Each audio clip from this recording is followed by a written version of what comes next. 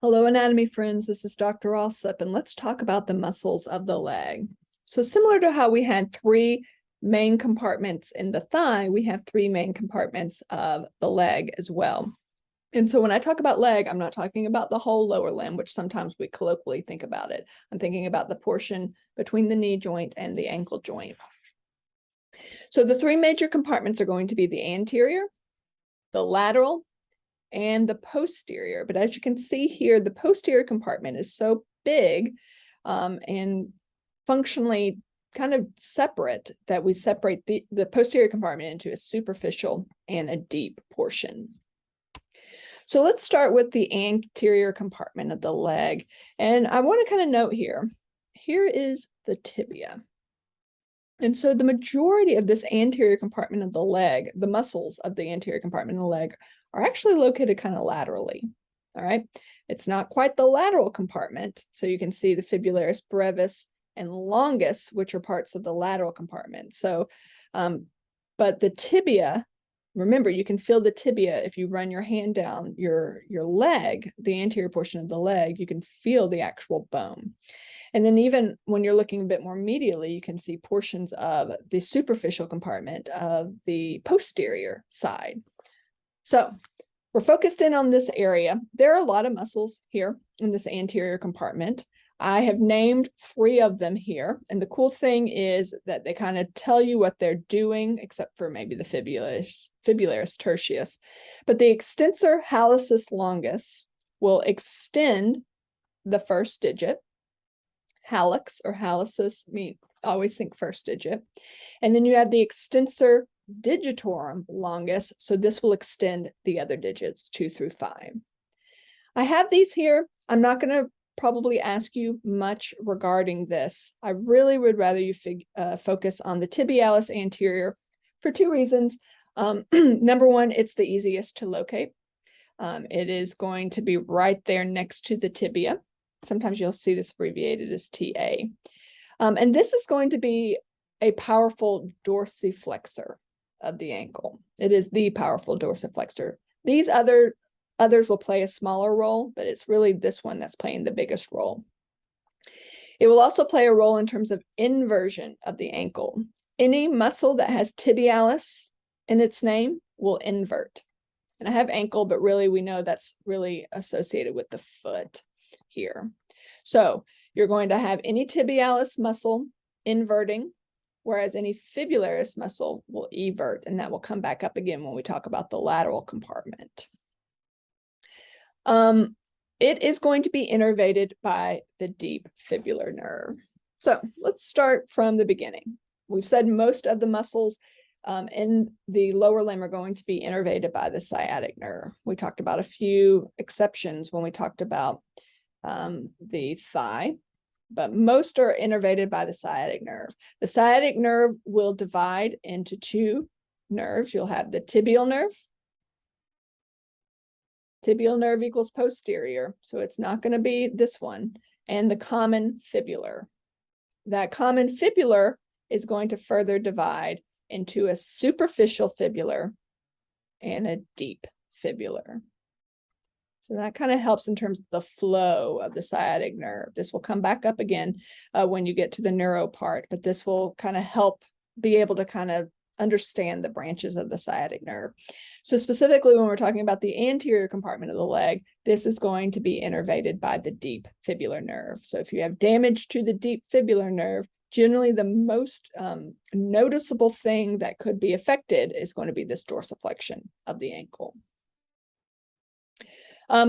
If you've ever heard of the term shin splints, this can be caused by microtrauma, so kind of small tears to the tibialis anterior. It can also be directly damaged to the periosteum. So remember that tibia is so close to the surface there, so you can have direct damage to that region. Generally, this can present with edema or swelling and pain in the distal 2/3 region of the tibia. All right, the smallest compartment associated with the leg is the lateral compartment, and this is composed of 2 muscles. You'll have the fibularis longus, which is the one that we are going to have you identify, as well as the fibularis brevis. And this is going to be innervated by that other branch of the common fibular, the superficial fibular. So superficial fibular nerve innervates the lateral compartment. The deep fibular nerve innervates the anterior compartment.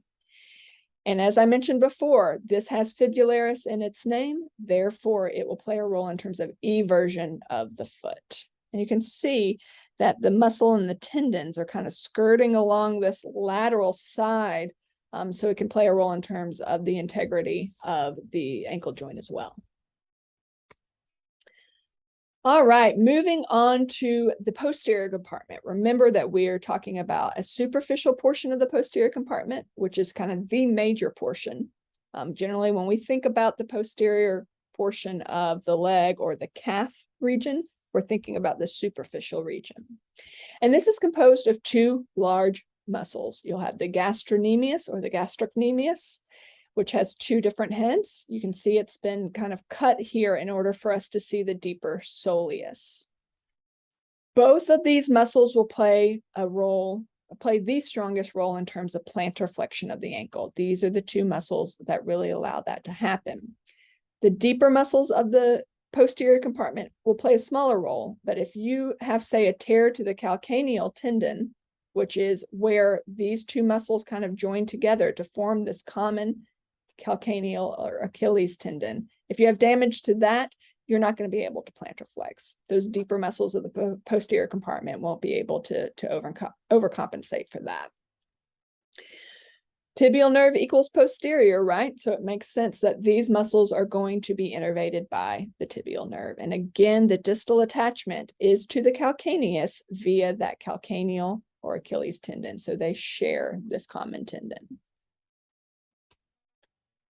The deep compartment is going to, as its name would suggest, be deep to the gastrocnemius and the soleus. They will play a role in terms of plantar flexion as well, but as mentioned, not enough to be able to compensate for damage to the other two muscles. They'll also play a role, specifically the tibialis posterior play a role in terms of inversion.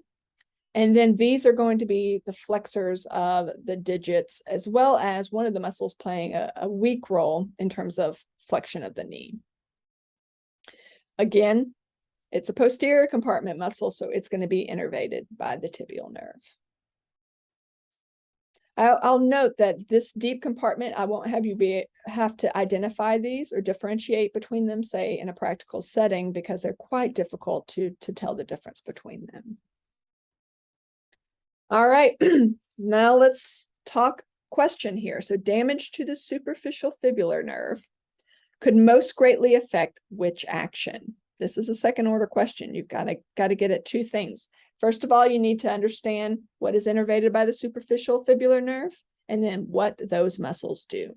So this is one where I kind of expect you to pause it. I want you to think through it. And when you're ready, I hope you have landed on B, eversion being the correct answer. So the superficial fibular, sometimes you'll hear it referred to as the superficial peroneal. That's the more traditional term. So this superficial fibular nerve is going to innervate the lateral compartment of the leg. So that's where that fibularis longus and brevis are. And those muscles' primary role is going to be an eversion of the foot.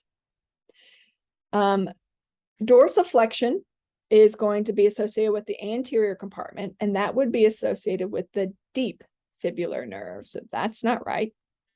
Extension of the toes, also the deep fibular nerve, because that's associated with some of the muscles of the anterior compartment. Inversion of the foot, this is going to happen based on the tibialis anterior muscle and the tibialis posterior. So that the tibialis anterior is in the anterior compartment. The tibialis posterior is in the posterior compartment. So that would be deep fibular or tibial nerve. So not superficial fibular. And then plantar flexion of the ankle. Now, if you've ever taken anatomy before and you know a little bit more detail than I'm going into for this course, that lateral compartment does play a small role in terms of plantar flexion of the ankle. All right. I didn't mention that because I want you to focus on eversion. I didn't mention it because it doesn't play a very powerful role. If you had damage to that posterior compartment of the leg, these lateral muscles aren't going to be able to do enough to allow for plantar flexion to really happen. So this is not the answer I was going for here either, but I did, for full disclosure, want to mention that, but I'm not going to test on that level of detail. All right, excellent. We have one video left, and we're going to talk big picture in terms of the muscles of the foot, but really focusing a bit more on the plantar aponeurosis. I'll see you there.